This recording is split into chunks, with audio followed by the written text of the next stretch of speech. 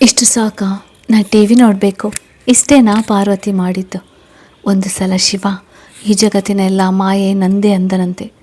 ಆಗ ಪಾರ್ವತಿ ಚಿಟಿಕೆ ಹೊಡೆದಾಗ ಮತ್ತೊಂದು ಲೋಕನೇ ಸೃಷ್ಟಿಯಾಗಿ ಮತ್ತೊಬ್ಬ ಬ್ರಹ್ಮ, ವಿಷ್ಣು, ಶಿವ ಎಲ್ಲ ದೇವತೆಗಳು ಕಣ್ಣ ಮುಂದೆ ನಿಂತಾಗ ಶಿವ ಎದರಿ ನಡುಕುವಾಗ ಪಾರ್ವತಿ ಮುಗುಳ್ನಗೆ ಸೋಸಿ ಶಿವನನ್ನು ತಬ್ಬಿಕೊಂಡು ಸಮಾಧಾನಿಸಿ ತಾನು ಸೃಷ್ಟಿ ಮಾಡಿದ್ದ ಲೋಕವನ್ನು ಅಳಿಸಿದಳಂತೆ. ಅಂದರೆ ಇಡೀ ಜಗತ್ತೇ ಅವಳ ಕೈಯಲ್ಲಿ. ಮತ್ತು ತುಂಬ ಮೋಹಕವಾದವಳು. ಅವಳ ಸೌಂದರ್ಯಕ್ಕೆ ಮರುಳಾಗಿ ಅವಳನ್ನು ಪಡೆಯಲು ಹೋಗಿ ಶಂಭು ನಿಶುಂಭರು ಸತ್ತಿದ್ದು. ಮತ್ತೆ ಪಾರ್ವತಿ ಗಣಪನನ್ನು ಸೃಷ್ಟಿ ಮಾಡಿದ್ಲು ಅಂತಾರೆ. ಅದು ತನ್ನ ಮೈಯಲ್ಲಿರುವ ಮಣ್ಣಿನಿಂದ ಅಲ್ವಾ? ಹೌದು. ಅದೇಗೆ? ಪಾರ್ವತಿ ಅಂದರೆ ವಸುದೆ, ಅಂದರೆ ಭೂಮಿ ತಾಯಿ. ಭೂಮಿಯಲ್ಲಿ ಮಣ್ಣು ಇಲ್ಲದೆ ಏನಿರುತ್ತೆ? ಅದರಿಂದ ಗಣಪನ ಆಕಾರ ಮಾಡಿ ಅದಕ್ಕೆ ಜೀವ ತುಂಬಿದಾಳೆ. ಅದಕ್ಕೆ ಅವಳೇ ಸೃಷ್ಟಿ ಮಾಡಿದ್ದಕ್ಕೆ ಅವಳ ಮಗ ಗಣಪ ಅಂತ ಆಯಿತು. ತಿಳಿಯಿತಾ? ಮತ್ತೆ ಇಷ್ಟೇನಾ? ಅಯ್ಯೋ, ನಿಮ್ಮ ಇಷ್ಟೇ ಅಂತಿರಲ್ಲ. ಶಂಭು ನಿಶುಂಭರನ್ನು ಸಂಹಾರ ಮಾಡಬೇಕಾದ್ರೆ ಎಷ್ಟೊಂದು ರಾಕ್ಷಸರನ್ನು ಕೊಂದಿದ್ದಾಳೆ. ಮತ್ತೆ ಇಷ್ಟೇನಾ ಅಂತಾರೆ. ಇನ್ನೂ ಉಳಿದದ್ದು ಮತ್ತೊಮ್ಮೆ ಹೇಳ್ತೀನಿ. ಈಗ ಬಿಡಿ, ನಾನು ಟಿ ವಿ ನೋಡ್ತೀನಿ. ಅಂದರೂ ಎಷ್ಟೊಂದು ವಿಷಯ ಗೊತ್ತು ನಿನಗೆ. ಸರಿ, ನೀ ಟಿ ವಿ ನೋಡು, ನಂದು ವರ್ಕ್ ಇದೆ. ಈ ಪಾರ್ವತಿ ತುಂಬ ಮುದ್ದಾಗಿದ್ದಾಳೆ ಎಂದು ಹೇಳಿ ಅವಳ ಕೆನ್ನೆಗೆ ಮುತ್ತಿಟ್ಟು ಹೋಗೋನು.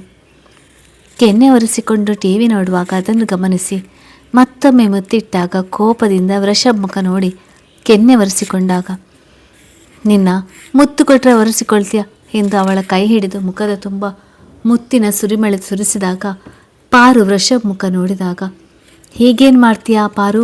2 ಕೈಯಿಂದ ಮುಖ ಒರೆಸಿಕೊಳ್ಳುವಳು. ಆಗ ವೃಷಭ್ ಅವಳ ಅಂಗೈಗೆ ಮುತ್ತು ಕೊಟ್ಟು ಕೆನ್ನೆಗೆ ಮುತ್ತಿಡುವನು.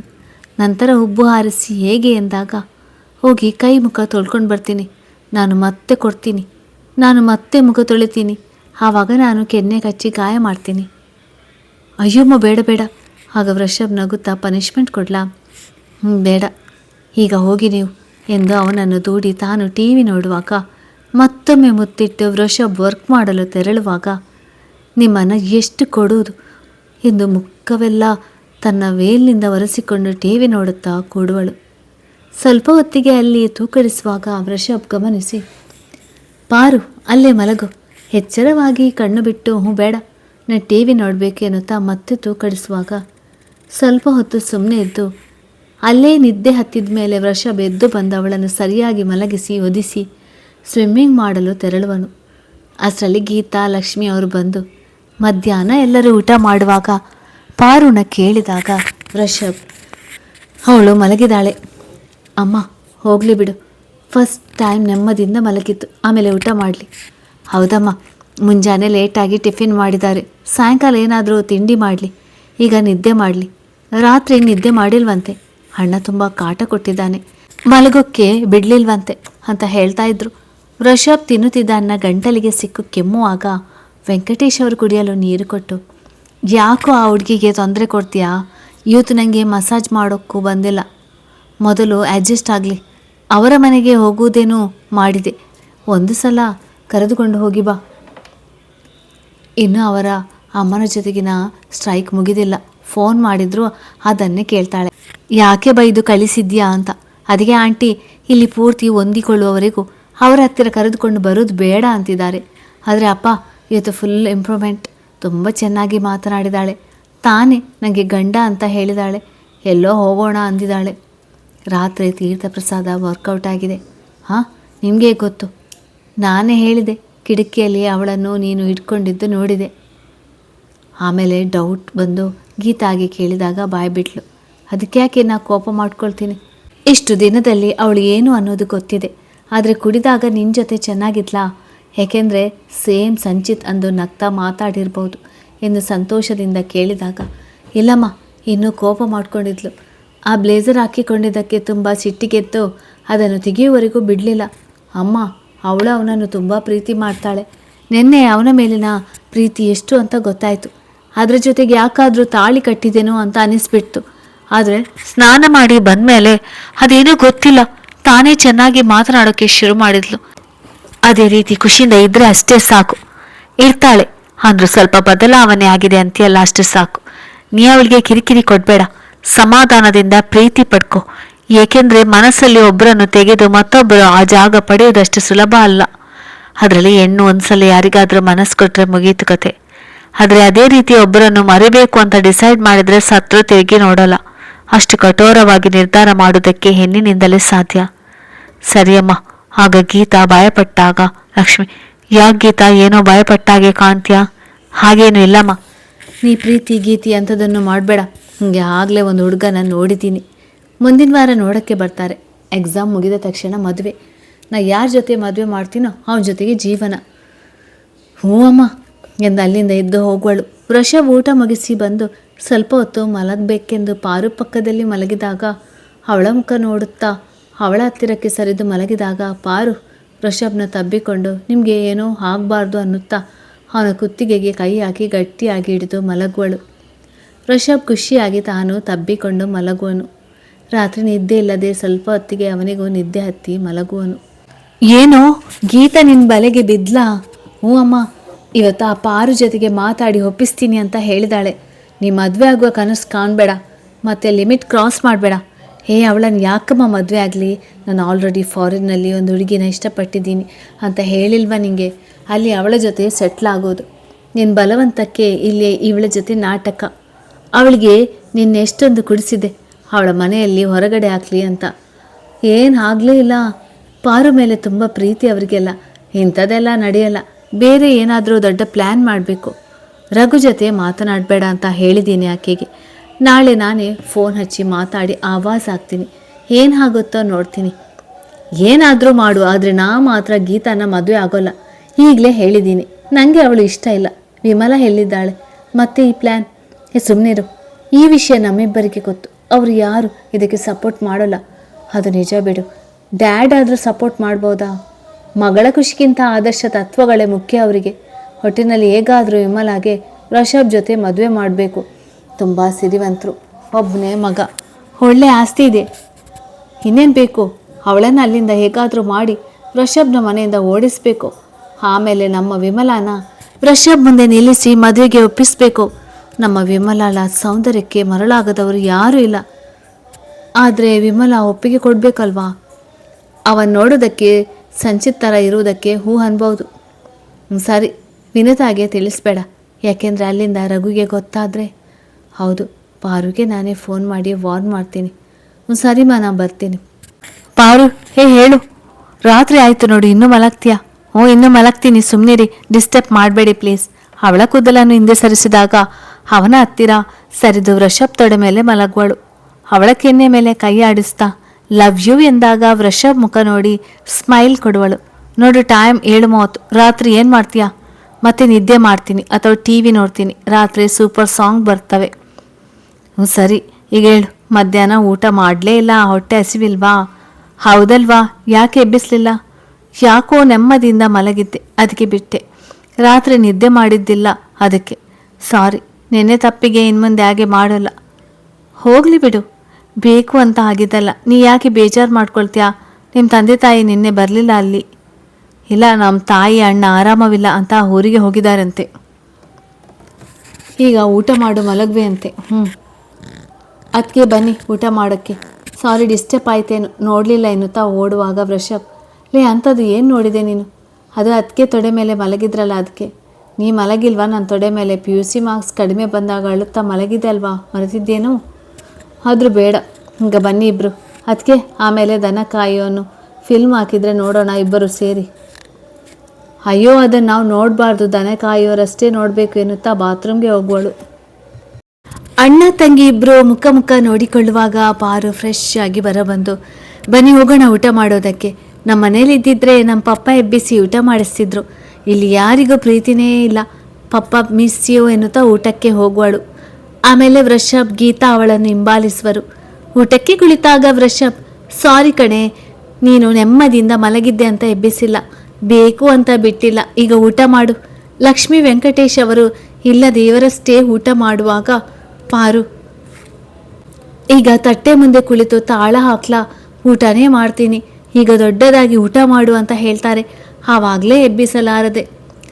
ಇವತ್ತು ಬೆಳಗ್ಗೆಯಿಂದ ಮಾತನಾಡುವ ವರಸನೆ ಚೇಂಜ್ ಆಗಿದೆ. ಯಾಕೆ? ಈಗ ಊಟ ಮಾಡಲೋ ಬೇಡವೋ? ಮಾಡು ಮಾಡು, ಆಮೇಲೆ ಮಾತನಾಡುವೆ ಅಂತೆ. ನಾ ಯಾವಾಗ ಜಾಸ್ತಿ ಮಾತಾಡ್ತೀನಿ, ನೀವೇ ಮೇಲೆ ಬಿದ್ದು ಮಾತನಾಡಿಸ್ತೀರಾ. ಹೀಗೆ ಸುಮ್ಮನೆ ಇರಿ, ಮೊದಲೇ ಊಟ ಮಾಡೋದಕ್ಕೆ ಬೇಜಾರು ಎನ್ನುತ್ತಾ ಊಟ ಮಾಡೋಕ್ಕೆ ಬೇಜಾರು ಅಂತೀಯಲ್ಲ, ಮತ್ತೆ ಹೇಗೆ ಶಕ್ತಿ ಬರಬೇಕು ಕೈಕಾಲಿಗೆ ಓಡಾಡಲು? ಊಟ ಮಾಡೋದಕ್ಕೆ ಯಾವುದಾದ್ರೂ ಟ್ಯಾಬ್ಲೆಟ್ಸ್ ಇದೆನಾ? ಒಮ್ಮೆ ನುಂಗಿ ಬಿಡೋದು. ಗೀತಾ ವೃಷಭ್ ಗಾಬರಿ ಆದಾಗ ಪಾರು ಸುಮ್ಮನೆ ಊಟ ಮಾಡುವಾಗ ಗೀತಾ ಮಾತಾಡಿ, ಅದಕ್ಕೆ ಆಗಲೇ ದನ ಕಾಯೋನ ಫಿಲ್ಮ್ ನೋಡೋದು ನಾವಲ್ಲ ಅಂದ್ರಲ್ಲ, ಯಾಕೆ ನಿಮಗೆ ಇಷ್ಟ ಇಲ್ವಾ? ಹಾಗಲ್ಲ ಗೀತಾ, ಕೆಲವೊಂದು ಫಿಲ್ಮ್ ಹೆಸರು ಆಧರಿಸಿ ನೋಡ್ತಾರೆ, ಅದಕ್ಕೆ ಅಂದೆ, ಕಾಮಿಡಿ ಅಷ್ಟೇ. ಫಿಲ್ಮ್ ಯಾವಾಗಲೂ ತುಂಬ ಶ್ರೀಮಂತಿಕೆಯಿಂದ ಇರಬೇಕು. ನಾವಂತೂ ಬಡತನ ಅನುಭವಿಸಿದೆವರು, ಫಿಲ್ಮಲ್ಲೂ ಬಡತನ ನೋಡೋದಕ್ಕೆ ನನಗೆ ಇಷ್ಟ ಆಗೋಲ್ಲ, ಅದಕ್ಕೆ ಹಾಗಂದೆ. ಮೊದಲಿನ ಕಾಲದ ಫಿಲ್ಮ್ ಹೆಸರು ನೋಡಿ ಎಷ್ಟು ಚೆನ್ನಾಗಿವೆ, ಮತ್ತು ಕಾದಂಬರಿ ಆಧಾರಿತ, ಕರೆಕ್ಟ್ ಸ್ಟಾರ್ಟ್ ಆಗಿ ಕರೆಕ್ಟ್ ಎಂಡ್ ಇರೋವು. ಈಗಿನ ಫಿಲ್ಮ್ ಇಷ್ಟ ಆಗೋಲ್ಲ. ಮತ್ತು ಅದರಲ್ಲಿ ಬರುವ ಹಾಡನ್ನು ನೋಡ್ತೀಯಾ ಮತ್ತು ಹಾಡ್ತೀಯಾ? ಪಾಪ ಎಷ್ಟು ದುಡ್ಡು ಖರ್ಚು ಮಾಡಿ ವಿದೇಶಕ್ಕೆ ಹೋಗಿ ಶೂಟಿಂಗ್ ಮಾಡ್ತಾರೆ. ನಮ್ಮಂಥವರು ನೋಡಿ ಒಂದಷ್ಟು ಉದ್ಧಾರ ಮಾಡೋದು. ಒಟ್ಟಿನಲ್ಲಿ ನೀನೇ ಜಾಣ ಅಂತ ಆಯಿತು. ಪಾರು ಯಾವಾಗಲೂ ಜಾಣನೇ, ಆದರೆ ಸ್ವಲ್ಪ ತಲೆ ತಿಂತಾಳೆ. ಅದಕ್ಕೆ ತುಂಬ ಚೆನ್ನಾಗಿ ಮಾತಾಡ್ತೀರಾ.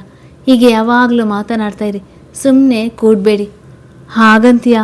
ಸುಮ್ಮನೆ ಕೂತು ಹುಚ್ಚು ಹಿಡಿಬಹುದಲ್ವಾ? ಆವಾಗ ಹೇಗೆ ಕಾಣ್ಬೋದು ಎಂದು ಯೋಚಿಸ್ತಾ ಕೂತಾಗ, ಲೇ ಗೀತಾ, ಸುಮ್ಮನೆ ಊಟ ಮಾಡು. ಇವಳಿಗೆ ನಿನ್ನೆ ಕುಡಿದದ್ದು ಇನ್ನೂ ಇಳಿದಿಲ್ಲ ಅನಿಸುತ್ತೆ. ಯಾಕೋ ಮುಂಜಾನೆಯಿಂದ ಬೇರೆ ಥರ ಇದ್ದಾಳೆ.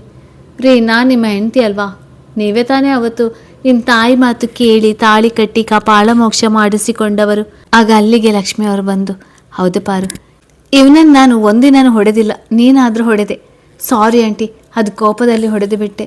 ಬೇಜಾರಿನಿಲ್ಲ, ಆದರೂ ಒಂದೇ ಹೊಡೆದಿದ್ಯಾ, ಇನ್ನೊಂದು ಕೆನ್ನೆಗೆ ಹೊಡಿಬೇಕಾಗಿತ್ತು. ಗಾಂಧೀಜಿ ತತ್ವ ಪಾಲಿಸಬೇಕಾಗಿತ್ತು. ಅಯ್ಯೋ ಅಮ್ಮ, ಸುಮ್ಮನೆ ಇರು. ಇವತ್ತು ಅವಳು ಯಾಕೋ ಬೇರೆ ಥರನೇ ಮಾತಾಡ್ತಿದ್ದಾಳೆ.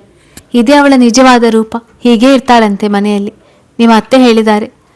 ಇಂಥ ಹುಚ್ಚು ಕ್ವೆಶನ್ ಕೇಳಿಕೊಂಡು, ಆದರೂ ಅಮ್ಮ ಇವತ್ತು ಪಾರ್ವತಿಯ ಎಷ್ಟೊಂದು ವಿಶೇಷತೆಯನ್ನು ಹೇಳಿದ್ಲು, ಅದೆಲ್ಲ ಹೇಗೆ ಗೊತ್ತು ಎಂದು ಪಾರು ಮುಖ ನೋಡಿದಾಗ, ದಸರಾ ಟೈಮಲ್ಲಿ ದೇವಿ ಪಾರಾಯಣ ಮಾಡ್ತಾರಲ್ಲ, ಅದನ್ನು ಕೇಳಿ ಗೊತ್ತು. ಮತ್ತು ಪಾರ್ವತಿ ಅಂತ ಹೆಸರಿದೆ, ಅದರ ಬಗ್ಗೆ ತಿಳ್ಕೊಂಡಿಲ್ಲ ಅಂದರೆ ಹೇಗೆ ಹೇಳಿ? ನಿಮ್ಮ ಹೆಸರು ಬಗ್ಗೆ ನಿಮಗೆ ಏನಾದರೂ ಗೊತ್ತಾ? ನೀನೇ ಹೇಳ್ತೀಯಲ್ಲ ಬಸವ ಅಂತ, ಅಷ್ಟೇ ಗೊತ್ತಿರೋದು. ಅಯ್ಯೋ, ಸಾಫ್ಟ್ವೇರ್ ತಲೆನೋ ಎಂದು ಹಣೆ ಚಚ್ಚಿಕೊಂಡಾಗ ಎಲ್ಲರೂ ನಗುವಾಗ ಪಾರು ಮಾತನಾಡಿ, ಗ್ರಂಥ ಪಾರಾಯಣ ಮಾಡಿದ್ದೆ ಬಸವಣ್ಣ ಮುಂದೆ. ಶಿವನು ಜಗಜ್ಜನಿಯ ಶೌರ್ಯವನ್ನು, ಮಧು ಕೈಬೆಟ್ಟರ ಸಂಹಾರ, ವೈಷಮರ್ದನ ಮತ್ತು ಶಂಭು ನಿಶುಂಭರ ಅಂತ್ಯ ಮಾಡಿದ ಕಥೆಯನ್ನು, ಜೀವನ್ಮುಕ್ತಿ ಮಾರ್ಗವನ್ನು ವೃಷಭ್ನ ಮುಂದೆ ಹೇಳಿ, ಆ ಕತೆ ಕೇಳುಗರಿಗೆ ಮತ್ತು ಹೇಳುಗರಿಗೆ ಪುಣ್ಯ ಸಿಗ್ತದೆ ಎಂದು ಹೇಳಿದ್ದಾರೆ. ಇದೆಲ್ಲ ತಿಳ್ಕೊಳ್ಬೇಕು. ನಮ್ಮ ದೇಶದಲ್ಲಿ ಹುಟ್ಟಿ ನಮ್ಮ ಹಬ್ಬ ಹರಿದಿನಗಳ ಬಗ್ಗೆ, ನಿಮ್ಮ ಹೆಸರಿನ ಬಗ್ಗೆ ಗೊತ್ತಿಲ್ಲ ಅಂದರೆ ಹೇಗೆ?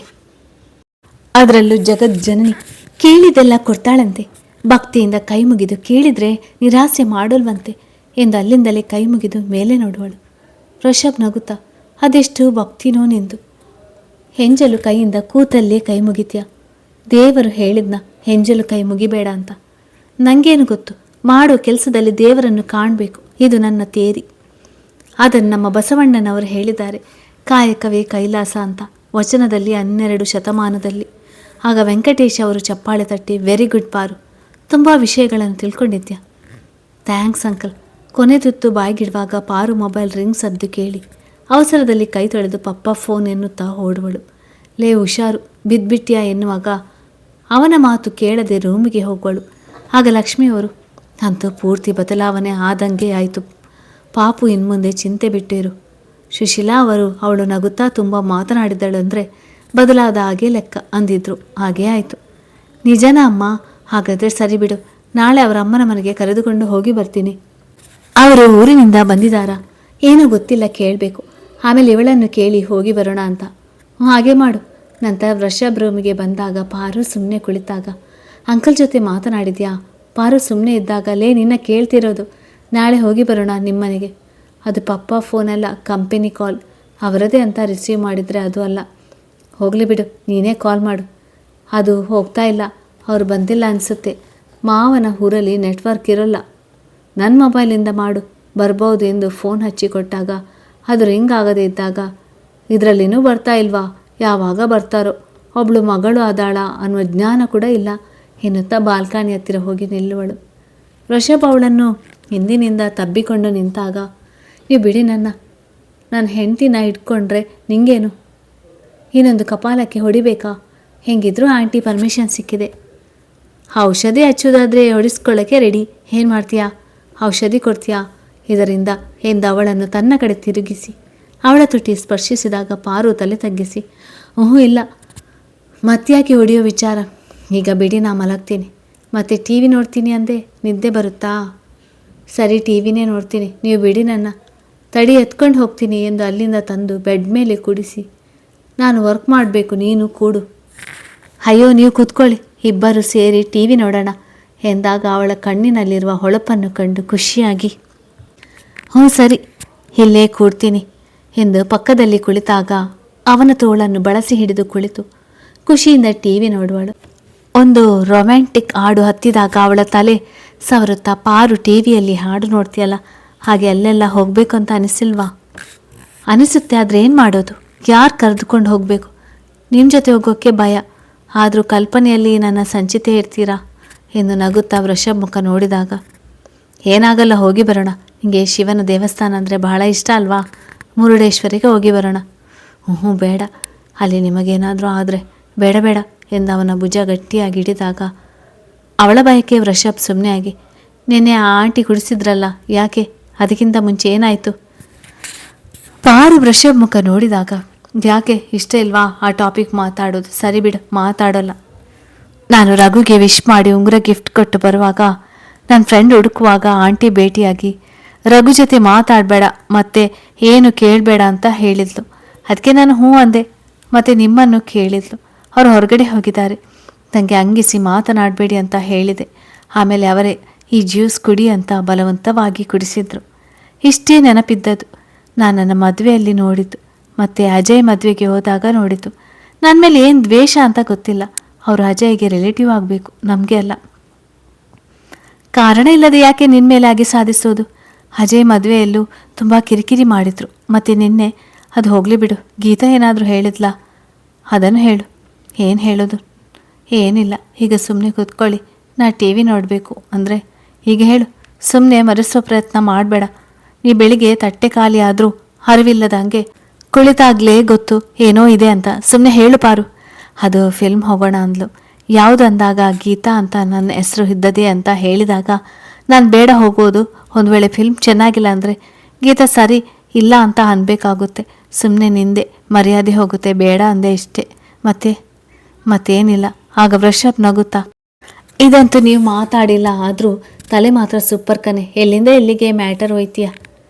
ಇಷ್ಟ ಆಯ್ತಾ ಹೆಂಗೆ ನಾವು ಎಂದು ಇಲ್ಲದ ಕಾಲರ್ ಎತ್ತಿ ತೋರಿಸಿ, ಲವ್ ನನ್ನ ಫೇವ್ರೇಟ್ ಮೂವಿ, ಲವ್ ಯು ಚಿನ್ನ ಅಂತ ಹಾಡು ನನಗೆ ತುಂಬ ತುಂಬ ಇಷ್ಟ. ಅದರಲ್ಲಿ ಅವಳು ಹ್ಯಾಂಗಿಂಗ್ ಚೇರ್ ಮೇಲೆ ಕುಳಿತಿರ್ತಾಳಲ್ಲ, ಆ ಚೇರ್ ನನಗೆ ಇಷ್ಟ ಎಂದು ಕೈ ಅಗಲ ಮಾಡಿ ತೋರಿಸಿ ಹೇಳುವಳು. ಆಗ ವೃಷಭ್, ನಿಂಗೂ ಅಂತ ಚೇರ್ ಕೊಡಿಸ್ತೀನಿ ಬಿಡು. ಹೌದಾ, ನಿಜವಾಗ್ಲೂ ಕೊಡಿಸ್ತೀರಾ? ಕೊಡಿಸ್ತೀನಿ, ನಾಳೆ ಹೋಗೋಣ, ನಿನ್ನ ಕರೆದುಕೊಂಡು ಹೋಗ್ತೀನಿ. ನೀ ಯಾವುದು ಹೇಳ್ತೀಯೋ ಅದನ್ನು ಕೊಡಿಸ್ತೀನಿ. ಹೌದಾ, ಹಾಗಾದರೆ ಅದನ್ನು ಇಲ್ಲೇ ಹಾಕೋಣ, ಅದರಲ್ಲಿ ಕುಳಿತು ಟಿ ವಿ ನೋಡ್ಬೋದಲ್ವಾ? ನಾಳೆನೇ ತರೋಣ. ತುಂಬ ಖುಷಿಯಾಯಿತು ಎಂದು ಅಲ್ಲೇ ಬೆಡ್ ಮೇಲೆ ಕುಣಿದಾಡುತ್ತಾ ಅವನ ಕೆನ್ನೆಗೆ ಮುತ್ತಿಡುವಳು. ಆಮೇಲೆ ಮುತ್ತಿಟ್ಟದ್ದು ಅರಿವಾಗಿ ಅಯ್ಯೋ ಏನು ಮಾಡಿದೆ ಎಂದು ಪಟ್ಟನೆ ತಿರುಗಿ ಪೂರ್ತಿ ಒದ್ದು ಮಲಗುವಳು. ವೃಷಭ್ಗೂ ಪಾರು ಮುತ್ತು ಕೊಡುವಳೆಂದು ಅರಿವಿಲ್ಲದೆ ಆಕಸ್ಮಿಕವಾಗಿ ಸಿಕ್ಕ ಮುತ್ತನ್ನು ಅನುಭವಿಸಿದ್ರಲ್ಲಿಯೇ ಪಾರು ಮಲಗಿದ್ದು ನೋಡಿ ನಗುತ್ತಾ ಟಿ ವಿ ನೋಡುವಾಗ, ಏನೇ ಕೇಳು ಕೊಡುವೆ ನಿನಗೆ ನಾನೀಗ ಅಂತ ಹಾಡು ಹತ್ತಿದಾಗ ವಾಲ್ಯೂಮ್ ಜಾಸ್ತಿ ಮಾಡಿ ನೋಡುವಾಗ ಪಾರು ಮುಸುಕು ತೆಗೆದು ಎದ್ದು ಕುಳಿತು ಖುಷಿಯಿಂದ ಹಾಡನ್ನು ನೋಡುವಳು. ವೃಷಭ್ ಅವಳನ್ನೇ ನೋಡುವಾಗ ಸ್ವಲ್ಪ ಹೊತ್ತಿಗೆ ಅವಳ ಕಣ್ಣಲ್ಲಿ ನೀರು ಕಂಡು ಗಾಬರಿಯಾಗಿ, ಯಾಕೆ ಕಣ್ಣೀರು? ಎಷ್ಟು ಖುಷಿಯಿಂದ ನೋಡ್ತಾ ಇದ್ದೆ, ಮತ್ತೇನಾಯಿತು? ಏನಿಲ್ಲ ಎಂದು ಸುಮ್ಮನೆ ತಲೆ ಗೋಡೆಗೆ ಹಚ್ಚಿ ಕುಳಿತಾಗ ಮನಸ್ಸು ಇವನೇ, ನಿನ್ನ ಸಂಜಿತ್, ಏನೇ ಕೇಳೋದಿದ್ರು ಇವನನ್ನೇ ಕೇಳಬೇಕು. ಆಗಲೇ ಇವರೇ ಅಲ್ವಾ ನಿನಗೆ ಚೇರ್ ಕೊಡಿಸ್ತೀನಿ ಅಂದಿದ್ದು, ಮತ್ತೆ ಯಾಕೆ ಹತ್ತು ಇವರ ಮನಸ್ಸಿಗೆ ನೋವು ಕೊಡೋದು ಅಲ್ವಾ ಎಂದಾಗ ವೃಷಭ್ ಮುಖ ನೋಡಿದಾಗ ಕಣ್ಣಲ್ಲಿ ಏನಾಯಿತು ಅಂದಾಗ ಏನೂ ಇಲ್ಲ ಎಂದು ತಲೆ ಹಲ್ಲಾಡಿಸಿ ಮಲಗೋಣ ಎಂದಾಗ ಎಂದು ಮಲಗಿದಾಗ ವೃಷಭ್ ಎದೆ ಮೇಲೆ ತಲೆ ಇಟ್ಟು ಅವನನ್ನು ಹಿಡಿದು ಕಣ್ಮುಚ್ಚಿ ಮಲಗುವಳು. ವೃಷಭ್ ಬಳಸಿ ಹಿಡಿದು, ಸಾರಿ ಕಣೆ, ಮನಸ್ಸಿಗೆ ನೋವು ಕೊಟ್ಟೆ ಅಂತ ಅನಿಸುತ್ತೆ, ಇನ್ನು ಮುಂದೆ ನೋವು ಕೊಡಲ್ಲ. ಏನೋ ನೆನಪು. ಪಾರು ಬೆಳಿಗ್ಗೆ ಎಲ್ಲೋ ಹೋಗೋಣ ಅಂದಿದ್ದೆ, ಎಲ್ಲಿ? ಅದು ಸಂಚಿತ್ ಸಮಾಧಿ ಬಳಿ ಹೋಗಿ ಬರಬೇಕು ಅಂತ ಅನ್ನಿಸ್ತು. ಅದಕ್ಕೆ ನೀನನ್ನು ಎಬ್ಬಿಸಬೇಕಾಗಿತ್ತು. ನಾಳೆ ಖಂಡಿತ ಕರೆದುಕೊಂಡು ಹೋಗ್ತೀನಿ. ನೀ ಮೊದಲೇ ಹೀಗೆ ಅಂತ ಹೇಳಿಲ್ಲ. ನಾನು ಎಲ್ಲೋ ಬೇರೆ ಕಡೆ ಅಷ್ಟು ಇಂಪಾರ್ಟೆಂಟ್ ಅಲ್ಲ ಅಂದ್ಕೊಂಡು ನಿದ್ದೆ ಮಾಡಲಿ ಅಂತ ಬಿಟ್ಟೆ. ನಾಳೆ ಹೋಗೋಣ ಪ್ಲೀಸ್ ಕಣ್ರಿ. ನಾನು ಅವನ ಮರಿತೀನಿ. ನನಗೂ ಗೊತ್ತು ಅವನ ನೆನಪಿನಲ್ಲಿ ಜೀವನ ಮಾಡಬಾರ್ದು ಅಂತ. ಇದರಿಂದ ನಿಮ್ಮ ಮನಸ್ಸಿಗೂ ನೋವು ಆಗುತ್ತೆ. ಅಲ್ಲಿ ಹೋಗಿ ಬಂದು ನಿನ್ನ ಜೊತೆ ನಗ್ತಾ ಜೀವನ ಮಾಡಬೇಕು ಅಂತ ಅಷ್ಟೇ. ನಾಳೆ ಯಾರು ಏನೇ ಹೇಳಿದರೂ ನನ್ನ ಕರೆದುಕೊಂಡು ಹೋಗೋದು ತಪ್ಪಿಸಬೇಡಿ. ಖಂಡಿತ ಕರೆದುಕೊಂಡು ಹೋಗ್ತೀನಿ. ನೀ ಮರಿತೀನಿ ಅಂದಿಯಲ್ಲ, ಅದೇ ಖುಷಿ. ನನಗೂ ಅರ್ಥ ಆಗುತ್ತೆ ಕಣೆ. ನೀ ಅವನನ್ನು ಎಷ್ಟು ಇಷ್ಟಪಟ್ಟಿದ್ಯಾ ಅಂತ. ಅವನಕ್ಕಿಂತ ಚೆನ್ನಾಗಿ ನೋಡ್ಕೊಳ್ತೀನಿ. ಯಾವುದಕ್ಕೂ ಕೊರತೆ ಬಾರದಂಗೆ ಕೇಳಿದೆಲ್ಲ ಕೊಡಿಸ್ತೀನಿ ಎಂದು ತಬ್ಬಿಕೊಂಡು ಮಲಗುವನು. ಕಥೆ ಮುಂದುವರಿಯುತ್ತದೆ.